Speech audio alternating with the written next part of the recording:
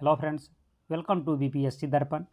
आज हम लोग यहाँ पर 50 क्वेश्चंस का स्टडी करेंगे जो बीपीएससी दर्पण द्वारा वीकली लिए गए टेस्ट का जो वीकली टेस्ट होता है उसका यह क्वेश्चंस पेपर है, जहाँ पर आपको 25 क्वेश्चंस करंट अफेयर्स के और 25 क्वेश्चंस आपको साइंस के मिलेंगे। यह उन स्टूडेंट्स द्वारा यह क्वेश्चन पेपर सोल्व किया जाता है और प्रत्येक स्टूडेंट द्वारा अलग अलग दिन यह बनाए जाते हैं क्वेश्चन पेपर। जो स्टूडेंट बिहार से बिलोंग्स करते हैं और बीपीएससी या बिहार बेस्ड किसी ऑफिसर लेवल की जो भी एग्ज़ाम होता है उन एग्ज़ाम को प्रिपरेशन दिल्ली में रह के करते हैं, उनके द्वारा यह क्वेश्चन पेपर सॉल्व किए जाते हैं और उन्हीं में से एक स्टूडेंट द्वारा यह पर डे यह क्वेश्चन पेपर बनाए जाते हैं। तो चलिए हम इसका स्टडी करते हैं, जिससे उम्मीद करते हैं कि आपको भी इसका एडवांटेज मिल सके। और यह हमारा तीसरा क्वेश्चन पेपर है, तीसरा टेस्ट पेपर है। इससे पहले हम 2 टेस्ट पेपर पहले ही अपलोड कर चुके हैं, यदि आप उसे नहीं देखें तो उसे ज़रूर देख लें। वन रिपोर्ट 2021 के अनुसार सर्वाधिक वन क्षेत्र वाला दूसरा राज्य कौन है? तो दूसरा राज्य अरुणाचल प्रदेश है, जबकि पहला राज्य है एमपी है, मध्य प्रदेश है। सर्वाधिक वन क्षेत्र मध्य प्रदेश में है और दूसरा सबसे ज़्यादा वन क्षेत्र जो है अरुणाचल प्रदेश में है। रिपोर्ट 2021 के अकॉर्डिंग अभी तक 21 वाली रिपोर्ट ही चल रहे हैं। 14 जून 2022 को घोषित अग्निपथ योजना के तहत अग्निवीर की नियुक्ति शुरू में 4 वर्ष के लिए होगी, जिसमें कितने माह का प्रशिक्षण काल होगा? 2 माह, 4 माह, 6 माह और 12 माह। देखिए यहाँ पर बड़ा ही कन्फ्यूजन क्वेश्चन है, बड़ा सिंपल सा क्वेश्चन है जिसे एग्जाम में पूछा जा सकता है आपके एग्जाम में, और आपको कन्फ्यूज नहीं होना है। यहाँ पर 6 माह की ट्रेनिंग की व्यवस्था किया गया, जिस पर बहुत सारे बवाल हुआ था, बहुत ही कंट्रोवर्सी में फंसे थे कि 6 महीना के ट्रेनिंग लेकर के कौन सी जो है आर्मी पर्सन जो है बॉर्डर पर युद्ध कर सकते हैं। उसके लिए कम से कम 3 से 4 साल की ट्रेनिंग होती है, जो एक प्रॉपर जो कहा जाए तो कम से कम 6 महीना का बेसिक और 6 महीना का एडवांस, साल भर की ट्रेनिंग तो नेसेसरी है। उसके बावजूद भी उसे 3 साल 4 साल तक सीखना पड़ता है पाकिस्तान और जो है चाइना बॉर्डर पर पहुंचने से पहले, वहां पर जब तक तैनात किया जाता है उससे पहले। तो इसी वजह से यहाँ 6 महीना की ओनली ट्रेनिंग के बाद उसे 4 साल के लिए बॉर्डर पर भेज दिए जाएंगे। बहुत सारी कंट्रोवर्सी हुए थे, तो इसलिए ये ज़रूर याद रखेंगे 4 साल के लिए उसे पहली बार होगा, फिर 25% को कंटिन्यूस किया जाएगा, आगे 75% को रिटायर कर दिए जाएंगे आफ्टर 4 ईयर, और इसकी ट्रेनिंग 6 महीने की होगी। हाल ही में नौसेना में शामिल आईएनएस विक्रांत का निर्माण ने किया है, किसने किया है? तो आईएनएस विक्रांत का निर्माण जो है कोची शिपयार्ड लिमिटेड द्वारा किया गया है। हाल ही में वायुसेना में शामिल किया गया लड़ाकू हेलीकॉप्टर प्रचंड से खरीदा गया है, किससे खरीदा गया है? यूएसए से, रसिया से, जर्मनी से या नोटा, इनमें से किसी से नहीं। तो आंसर होगा आपको ऑप्शन डी, यह मेक इन इंडिया का प्रोडक्ट है, मेक इन इंडियन प्रोडक्ट है, भारत में ही भारत द्वारा इसे बनाया गया है। रानी कमलापति, जिसके नाम पर हबीबगंज रेलवे स्टेशन का नाम रखा गया है, का संबंध था? इसका संबंध गोंड जनजाति से था। शिक्षा मंत्रालय द्वारा जारी 2022 की शिक्षा संस्थानों की सूची में प्रथम इंजीनियरिंग संस्थान कौन है? तो आईआईटी मद्रास को प्रथम इंजीनियरिंग संस्थान का दर्जा दिया गया है। देव सहाय पिल्लई, जिन्हें कैथोलिक समुदाय द्वारा संत का दर्जा प्रदान किया गया है, का संबंध किस राज्य से है? तो इसका संबंध तमिलनाडु से है। नेक्स्ट क्वेश्चन है, विश्व का सबसे ऊंचा प्रतिमा स्टैचू ऑफ बिलीफ कहाँ है? देखिए क्वेश्चन में थोड़ा एरर है। विश्व की सबसे ऊंची भगवान शिव की प्रतिमा, जिसे स्टैचू ऑफ बिलीफ कहा जाता है, यह राजस्थान के नाथ द्वार में है। तो यहाँ पर याद रखेंगे विश्व की सबसे ऊंची नहीं है, यह विश्व की सबसे ऊंची भगवान शिव की प्रतिमा है, जिसे स्टैचू ऑफ बिलीफ कहा जाता है, जो राजस्थान में है। यदि क्वेश्चन यही हो विश्व की सबसे ऊंची प्रतिमा कौन सा है, तो यह सरदार वल्लभ भाई पटेल की प्रतिमा, जो गुजरात में है। ठीक है, तो इसका आंसर होगा गुजरात। यदि सबसे बड़ी प्रतिमा, दुनिया की सबसे ऊंची प्रतिमा की बात किया जाए तो सरदार वल्लभ भाई पटेल की प्रतिमा है, जो गुजरात में है। लेकिन यहाँ क्वेश्चन है विश्व की सबसे ऊंची भगवान शिव की प्रतिमा, जिसे स्टैचू ऑफ बिलीफ कहा जाता है, ठीक है, जो राजस्थान के नाथ द्वार में है।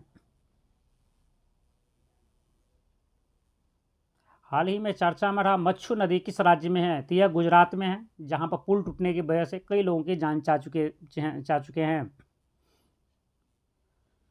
उत्तर भारत का पहला परमाणु संयंत्र हरियाणा के किस जिले में स्थापित किया गया है? तो ये हरियाणा के फतेहाबाद जिले में स्थापित किया गया है। गोल्डन बुक अवार्ड से सम्मानित पुस्तक नो यू ब्रीथ के लेखक कौन हैं? तो इसके लेखक है Rakhi Kapoor. Modi shaping a global order in flux पुस्तक के लेखक कौन है? इसके लेखक है doctor S Jaishankar. National commission of backward class के चेयरपर्सन कौन हैं? इसके चेयरपर्सन है हंसराज गंगाराम अहीर। ऑप्शन डी आपका आंसर होगा। फिल्म आरआरआर के निर्देशक कौन है? फिल्म आरआरआर के निर्देशक एस राजमौली जी हैं। निम्नलिखित में से कौन सा पुरस्कार के बिरला फाउंडेशन द्वारा नहीं दिया जाता है? तो सरस्वती सम्मान दिया जाता है, बिहारी सम्मान भी दिया जाता है, व्यास सम्मान भी दिया जाता है, इसलिए आंसर होगा option D more than one. तीनों ही सम्मान, सरस्वती सम्मान, बिहारी सम्मान और व्यास सम्मान, बिरला फाउंडेशन द्वारा दिया जाता है। तो इनमें से कोई सम्मान, तो कोई भी सम्मान नहीं जाता, नोटा आंसर, नन ऑफ, इसका आंसर मोर देन वन नहीं होगा, मतलब कौन नहीं दिया जाता है तो नोटा आंसर होगा। इनमें से कोई भी नहीं दिया जाता, मतलब सारे के सारे दिए जाते हैं। वर्तमान में रक्षा मंत्री के वैज्ञानिक सलाहकार कौन हैं? वर्तमान में रक्षा मंत्री के वैज्ञानिक सलाहकार जी सतीश रेड्डी जी हैं, जो पहले डीआरडीओ के भी अध्यक्ष रह चुके हैं। हैफा बंदरगाह कहाँ है? हैफा बंदरगाह इजराइल में है। काशी यात्रा सब्सिडी योजना किस राज्य सरकार ने शुरू की है? तो काशी यात्रा सब्सिडी योजना कर्नाटक सरकार ने शुरू की है। हाल ही में चर्चा में रहा गार्डा झील इटली में है। बैक टू वर्क योजना किस राज्य सरकार ने शुरू किया है? तो बैक टू वर्क वो योजना राजस्थान सरकार ने शुरू किया है। ये हमारा 20 वो क्वेश्चन जो करंट अफेयर से था ये कंप्लीट हुआ। अब हम नेक्स्ट क्वेश्चन देखते हैं जो साइंस से हैं। मांसपेशी को अस्थि से कौन जोड़ता है? टेंडन। मांसपेशी से अस्थि को टेंडन द्वारा जोड़ा जाता है। और इलेक्ट्रॉन वोल्ट किसका मात्रक है? तो यह ऊर्जा का मात्रक है। हमारे शरीर में किस तत्व की प्रतिशत मात्रा सबसे अधिक है? तो हमारे शरीर में ऑक्सीजन की प्रतिशत मात्रा सबसे अधिक है। जहाँ पर जो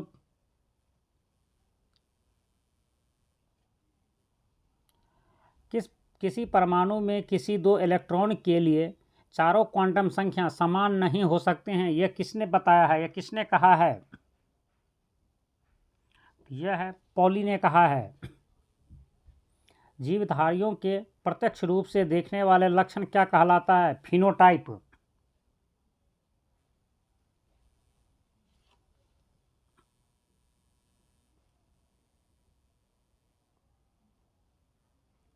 घोंघा किस समुदाय का सदस्य है? घोंघा जो है मोलस्का समुदाय का सदस्य है।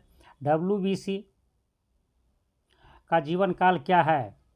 ये लिकोसाइट भी कहा जाता है। WBC को लिकोसाइट का जीवन काल कितना है? तो इसका जीवन काल आपको 2 से 4 दिन है। आंसर ये होगा। एक वयस्क पुरुष के किडनी का औसत भार कितना होता है? एक वयस्क पुरुष के किडनी का औसत भार 140 ग्राम होता है। सोना एवं चांदी के शुद्धिकरण में किस यौगिक का उपयोग किया जाता है? इसे HNO3 का उपयोग किया जाता है। अम्ल जल में घुलकर आयन बनाता है। अम्ल जल में घुल करके hydrogen plus ion, hydrogen positive, hydrogen plus ion बनाता है। तत्वों के भौतिक एवं रासायनिक गुणों उसके परमाणु भारों के आवर्त फलन होते हैं, यह किसने कहा है? यह कहा है मेंडलीफ ने। आधुनिक आवर्त सारणी में क्रमशः 7 आवर्त एवं 9 वर्ग होते हैं। तो ऑप्शन सी आपका आंसर होगा।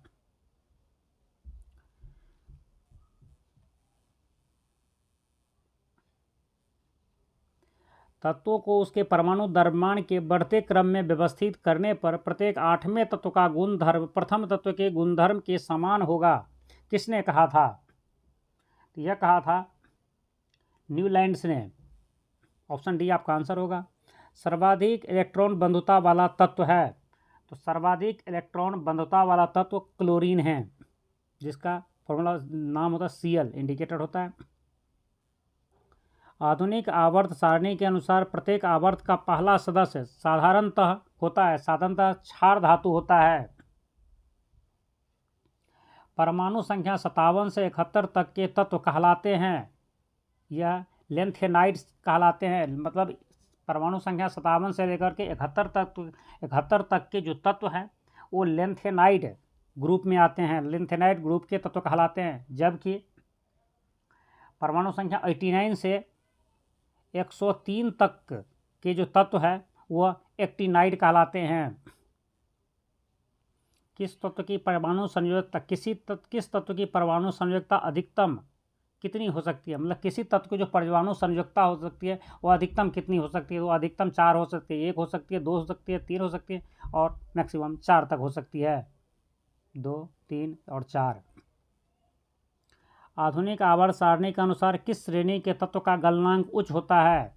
तो 4A की श्रेणी के तत्व जो है जिसका गलनांक उच्च होता है, जिसमें कार्बन, सिलिकॉन आदि आते हैं। सोडियम के परमाणु में कक्षा की संख्या कितनी होती हैं? सोडियम के परमाणु में कक्षा की संख्या 3 होती हैं।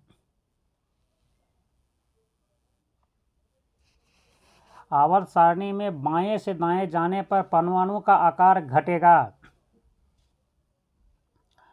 अग्न्याशय रस में कौन सा एंजाइम नहीं होता है? तो अग्न्याशय रस में जो है इरेप्सिन नहीं होता है, जबकि रिप्सिन, एमिलेज और लाइपेज ये तीनों ही होता है। मनुष्य के लार में कौन सा एंजाइम होता है? तो मनुष्य के लार में टाइलिन और कैनिन ये दोनों होता है, इसलिए आंसर होगा मोर देन 1, मतलब ए और सी होता है, जबकि लाइसोजाइम नहीं होता है। कौन सा एंजाइम इमल्सिफाइड वसा को ग्लिसरीन एवं फैट अम्ल में बदल देता है? तो यह है लाइपेज। लाइपेज जो है सो एंजाइम को वसा को जो है इमल्सिफाइड वसा को ग्लिसरीन और फैट अम्ल में लाइपेज द्वारा बदला जाता है, लाइपेज उसे बदल देते हैं। पोषण की संपूर्ण प्रक्रिया 5 अवस्थों में होती है, मतलब 5 अवस्थाओं में होती है, जिसकी प्रारंभिक अवस्था कहलाता है इंगेस्टन, अंतर्ग्रहण। निम्न में कौन सा एंजाइम अम्लीय है? तो इसमें जो अम्लीय एंजाइम है वह रेनिन है जो अम्लीय होता है, जबकि इरेप्सिन और लाइपेज अम्लीय नहीं होता है। क्वेश्चन संख्या 40 से 50 तक गलत कथन को चुनाव कीजिए। इन चारों और 4 ऑप्शन में उनसे कौन सा गलत है उसे आपको चुनना है। चलिए देखते हैं। श्वसन में लगभग 0.4 लीटर पानी प्रतिदिन बाहर निकलता है, तो यह सही है। आपको गलत कथन चुनना है, तो यह आपका आंसर नहीं होगा, क्योंकि यह सही में 0.4 लीटर पर डे श्वसन में लगभग निकलता है। एक अणु ग्लूकोज के श्वसन से 34 अणु ATP का निर्माण होता है, यह भी सही है। पायरुबिक अम्ल के एक अणु 16 अणु ATP के बराबर होता है, तो यह गलत है, इसलिए आंसर होगा ऑप्शन बी। श्वसन के दौरान बाहर निकले वायु में 4% कार्बन डाइऑक्साइड होता है, यह सही है। जब हम श्वास लेते हैं तो हमारे शरीर में 0.003%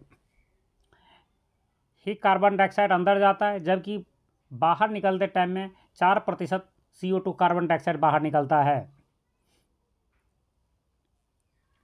तो यह सही है। दूसरा है लंग्स प्लूरल मेम्ब्रेन नामक झिल्ली से घिरा होता है। लंग्स जो होता है और प्लूरल मेम्ब्रेन नामक झिल्ली से घिरा होता है, तो यह भी सही है। ऑक्सीश्वसन के अंत में पायरुबिक अम्ल बनता है, तो यह गलत है, इसलिए आंसर होगा ऑप्शन बी। जठर रस अम्लीय होता है जो पायरुबीन ग्रंथि से निकलता है, यह सही है। अग्न्याशय रस अग्न्याशय से निकलता है, यह भी सही है। और पीत रस क्षारीय होता है जो यकृत से निकलता है, यह भी सही है, इसलिए आंसर होगा option D more than 1। Next देखते हैं। पौधों में भोजन का परिवहन फ्लोएम द्वारा होता है, तो यह सही है। प्रकाश संश्लेषण के दौरान निकलने वाला ऑक्सीजन गैस जल के अपघटन से प्राप्त होता है, तो यह भी सही है। पौधों में भोजन का परिवहन सिर्फ ऊपर से नीचे की ओर होता है, तो यह गलत है, क्योंकि पौधे में जो भोजन का परिवहन होता है ऊपर से नीचे से ऊपर भी होता है और ऊपर से नीचे भी होता है, तो इसलिए आंसर होगा ऑप्शन बी। किडनी की कार्यात्मक इकाई को नेफ्रॉन कहते हैं, यह भी सही है। फेफड़ा भी उत्सर्जन तंत्र का एक अंग है, यह भी सही है। एक कोश के जंतु विसरण द्वारा उत्सर्जन करते हैं, यह भी सही है। इसलिए आंसर होगा आपको ऑप्शन डी, कोई आंसर कोई गलत नहीं है, नोटा। ठीक है, और देखिए यहाँ पर मैं आपको बोल आंसर डी में एक मोर देन वन नहीं होगा, यहाँ पे आंसर होगा नोटा, क्योंकि ऊपर की जितनी है वो सब सही है, कोई भी गलत नहीं है, यह गलत पूछा गया था। ठीक है, तो इस तरह से हमारा यहाँ पर 50 क्वेश्चंस कंप्लीट हो गए जो करंट अफेयर्स और साइंस से रिलेटेड थे। और यह हमारा तीसरा टेस्ट है। यदि आप पहले 2 टेस्ट नहीं देखे हैं तो उसे आप जाकर देख सकते हैं। और यह टेस्ट पेपर आपको पसंद आया हो तो उसे लाइक कीजिए, अपने फ्रेंड्स को शेयर भी कीजिए।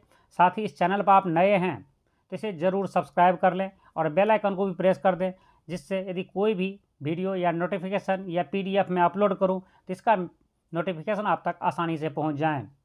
जय हिंद।